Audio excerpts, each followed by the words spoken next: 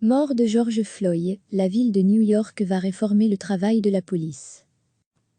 Le bourgmestre de la ville de New York, Bill de Blasio, a annoncé jeudi une réforme du travail de la police dans la métropole nord-américaine. Cette déclaration intervient après plusieurs jours de protestations contre la violence policière et le racisme à la suite du décès de George Floyd, asphyxié lors de son interpellation par la police de Minneapolis le 25 mai. Nous continuerons à réformer et à bâtir des ponts entre la police et la communauté afin de développer une ville sûre et juste, a déclaré jeudi M. de Blasio dans un communiqué.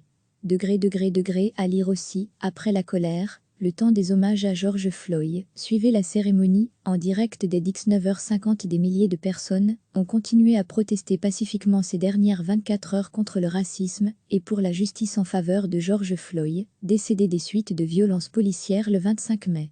Il n'y a eu pratiquement aucun signalement de violence entre les manifestants et les forces de l'ordre pendant les protestations.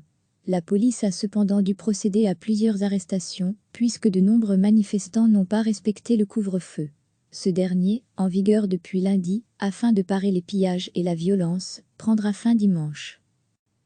Le bourgmestre de la ville de New York, Bill de Blasio, a annoncé jeudi une réforme du travail de la police dans la métropole nord-américaine. Cette déclaration intervient après plusieurs jours de protestations contre la violence policière et le racisme à la suite du décès de George Floyd, asphyxié lors de son interpellation par la police de Minneapolis le 25 mai.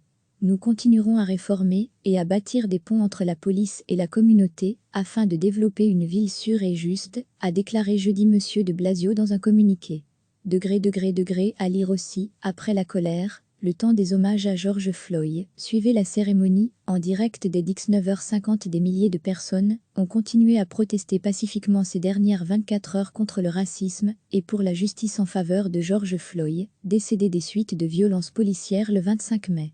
Il n'y a eu pratiquement aucun signalement de violence entre les manifestants et les forces de l'ordre pendant les protestations.